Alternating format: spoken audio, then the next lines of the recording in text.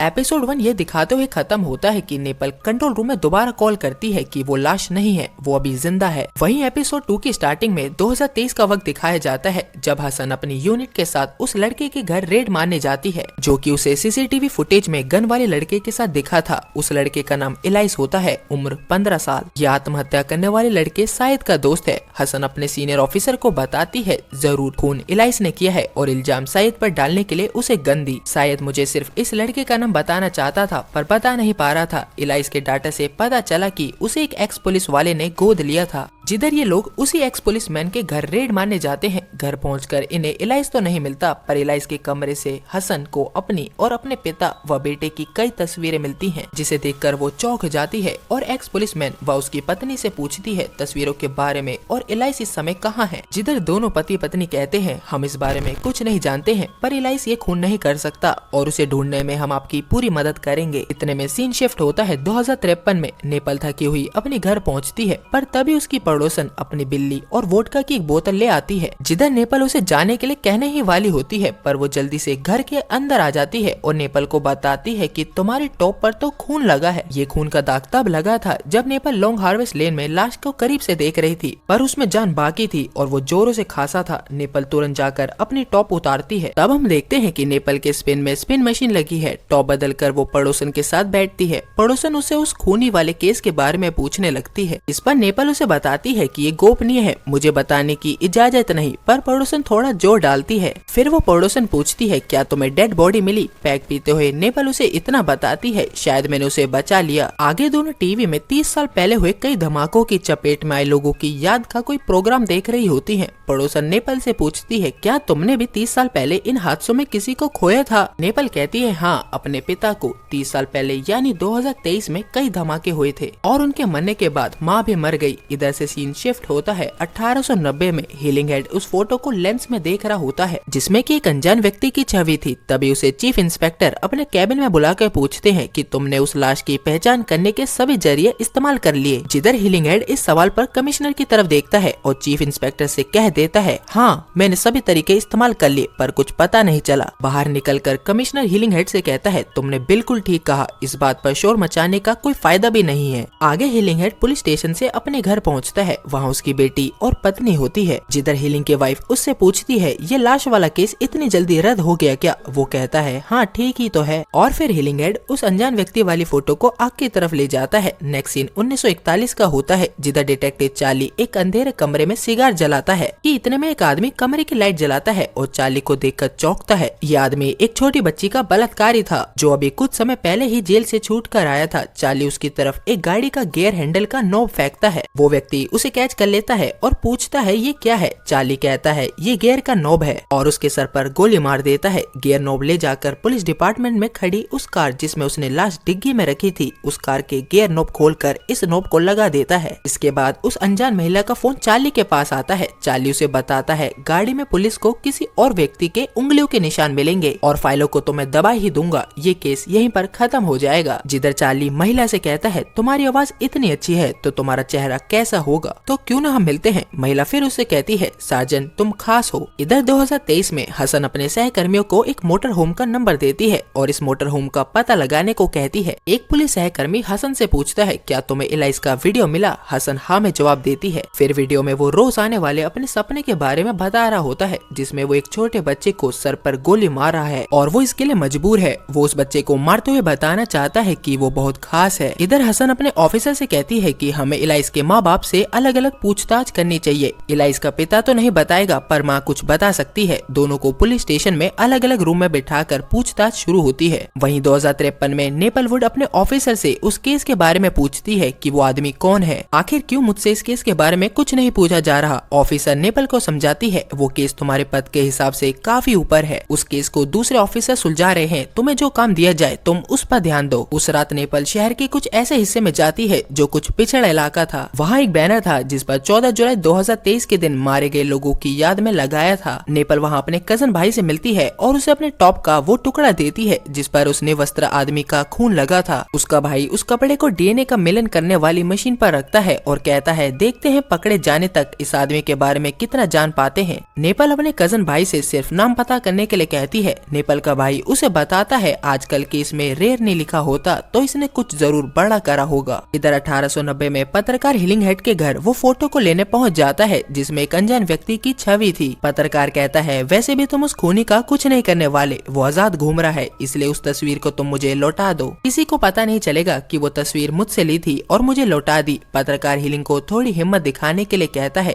Healing उसे बताता है उस फोटो की तो सिर्फ राख बची है। तो पत्रकार मायूस होकर उसके घर से चला जाता है। 2023 में इलाइस के माँ बाप से जो पूछताछ चल रही थी उसमें हसन उसकी माँ से पूछती है अपने गोद लिए बेटे को बचाने के लिए तुम बता दो वो कहाँ है, एक मर्डर हुआ है, अगर वो निर्दोष है तो हम उसे बचा लेंगे। इलाइस की माँ टूट जाती है और बता देती है क्रैब एप्पल कैंप साइट नदी के पास पार्किंग में है। हसन को उसका ऑफिसर वहाँ जाने के लिए मना करता है और इलाइस की माँ के पास रुकने के लिए कहता है और खुद और रिक नाम के एक पुलिस वाले के साथ कैंप साइट पहुँचता है। इधर सीन शिफ्ट होता है 2053 में। नेपल का कजन लॉन्ग हार्वेस्ट लेन में मिले व्यक्ति का नाम, जन्म और पता निकाल देता है। उसका नाम गैब्रियल डिफोय है, जन्म 2022। तुरंत नेपल यहाँ से निकलकर अपनी कार को घर चलने का ऑर्डर देती है पर कार उसे बताती है नेपल आपको हेड ऑफिस बुलाया जा रहा है और कार वहाँ के लिए चल देती है। इधर 1941 में इंस्पेक्टर फेरल की शोक सभा में चार्ली का ऑफिसर उसे कहता है फेरल ने कार रुकवाई और बम गिरने से मारा गया और जिस गाड़ी में बिना कपड़ों की लाश मिली है उस गाड़ी में एक बलात्कारी क्रिमिनल की उंगलियों के निशान मिले। फिर उसने भी अपने सर पर गोली मारकर आत्महत्या कर ली। पूरा केस अपने आप ही सुलझ गया। चार्ली कहता है सर ये तो अच्छा ही हुआ, अब केस बंद हो चुका है, चलिए एक चर्चिल सिगार से जश्न मनाएं। तभी इन दोनों के पास फोन ऑपरेटर पुलिस वाले आती है और सीनियर ऑफिसर को बताती है कि स्टेशन में एक छोटी लड़की आई है, वो गवाह है, वो लाश के बारे में कुछ बताना चाहती है। स्टेशन में फोन ऑपरेटर उस बच्ची को ऊपर सीनियर ऑफिसर के रूम में ले जा रही होती है कि तभी वहाँ फोन बजता है। चार्ली फोन उठाता है। दूसरी तरफ वो अनजान लेडी चार्ली से पूछती है क्या बच्ची तुम्हें पहचान सकती है। चार्ली गौर से ऊपर जाती बच्ची को देखता है और लेडी से कहता है हाँ पहचान सकती है। इधर 1890 में पत्रकार लॉन्ग हार्वेस्ट लेन में मिली लाश के बारे में अपने अखबार में एक लेख छाप दिया जिसमें लिखा था पुलिस मर्डर के सबूत मिटा रही है। जिधर हिलिंगहेड उससे मिलता है और कहता है तुम पुलिस वालों को बदनाम क्यों कर रहे हो, इस केस को तुम और मैं मिलकर अपनी तरफ से सुलझाते हैं। पत्रकार कहता है मगर तुमने तो वो इकलौता सबूत, वो तस्वीर को जला दिया, मैं तुम्हें बेवकूफ दिखता हूँ क्या। तभी हिलिंगहेड उसे समझाता है गली में मिली एक अनजान व्यक्ति की छवि की फोटो को तुम सबूत समझते हो क्या। फिर उसी तस्वीर को जेब से निकालकर पत्रकार को दिखाता है और कहता है मैं चाहकर भी इसे जला नहीं सका। ये देख पत्रकार थोड़ा खुश होता है। हिलिंगहेड उस तस्वीर की बारीकियां पत्रकार को समझाता है मुझे ये उंगलियों के निशान भी मिले हैं जिस घर के अंदर ये शख्स खड़ा था और इसके दाहिने हाथ के नीचे एक पतली सी परछाई है, असल में एक छड़ी है। इसका मतलब साफ है ये आदमी लंगड़ाता होगा अपने बाएं पैर से। हम यहाँ से तहकीकात शुरू कर सकते हैं और पत्रकार हिलिंग से हाथ मिलाता है। वहीं 2053 में नेपलवुड को उसकी कार हेडक्वार्टर में लेकर पहुंचती है। एक सिपाही उसे कमांडर मैनिक्स नाम के शख्स के पास ले जाता है। यह आदमी इस पूरे शहर को चलाता है, सिर्फ वो लोग इसका ऑर्डर नहीं मानते थे जो इस शहर के पिछड़े इलाके में रहते हैं जैसे कि नेपल का कजन भाई। और इसी रूम में नेपल को लॉन्ग हार्वेस्ट में मिला निवस्त्र और अधमरा व्यक्ति का इलाज चल रहा था। कमांडर मैनिक्स नेपल से कहता है सर्जन को इसके बचने के चांस कम लगते हैं पर शायद ये बच जाए तुम्हारी वजह से। आगे मैनिक्स नेपल से पूछता है तुम हमारी दुनिया कायल का हिस्सा क्यों बनी। नेपल कहती है मुझे ये दुनिया पसंद थी, आप जो बनाते हैं वो पसंद है। मैनिक्स दोबारा पूछता है सच बताओ। फिर नेपल असलियत बताती है मैं बस चलना चाहती थी। नेपल और उसका भाई बचपन से चलने में असमर्थ थे। नेपल ने तो अपने स्पाइन में मशीन लगाकर कायल के लिए काम करना स्वीकार कर लिया था और उसके भाई ने अपाहिज रहकर आजादी चुनी थी। मैनिक्स जो कायल ग्रुप को चलाता है नेपल से पूछता है इस केस से हटने के बाद भी तुमने इसकी इन्वेस्टिगेशन क्यों शुरू कर दी। आगे नेपल कहती है मैं सिर्फ इतना जानना चाहती थी कि आदमी कौन है। ग्रेबल डिफोय इसका नाम है। ग्रीनविक पार्क यूनिवर्सिटी में ये क्वांटम ग्रेविटी थ्योरी पढ़ाते हैं। ये वहाँ के प्रोफेसर हैं। हमने तो सुना है ये टेरर नेटवर्क से जुड़ा है। इस टेरर नेटवर्क का नाम चेपल पेरोलॉइस है और मैं चाहता हूँ तुम इन टेररिस्ट को ढूंढो क्योंकि ये मुझे मारना चाहते हैं। नेपल कहती है पर मैं ही क्यों। मैनिक्स कहता है ये काम मैं एक भरोसेमंद को ही दे सकता हूँ और तुम एक भरोसेमंद हो। आगे वो नेपल को एक पिस्टल देता है और कहता है अगर तुम्हें लगे तुम खतरे में हो तो बेफिक्र होकर इसका इस्तेमाल करना,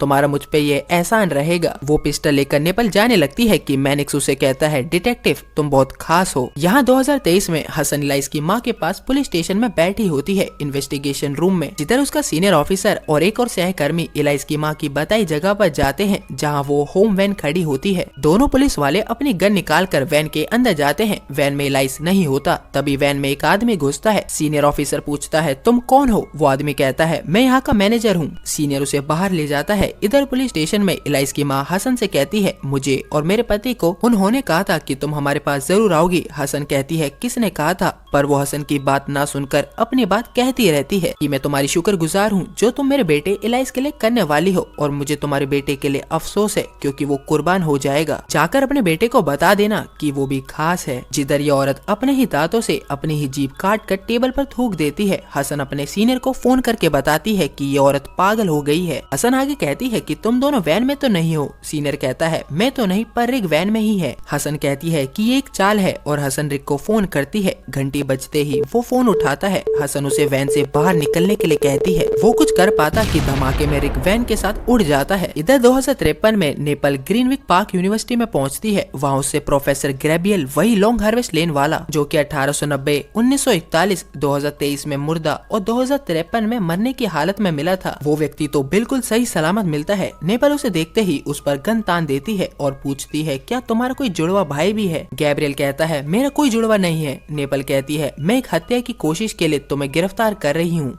गैब्रियल कहता है मगर किसकी हत्या का प्रयास? नेपल कहती है तुम्हारी। और इसी सस्पेंस के साथ सेकंड एपिसोड खत्म होता है। थर्ड एपिसोड के लिए बने रहिए। Thanks for watching.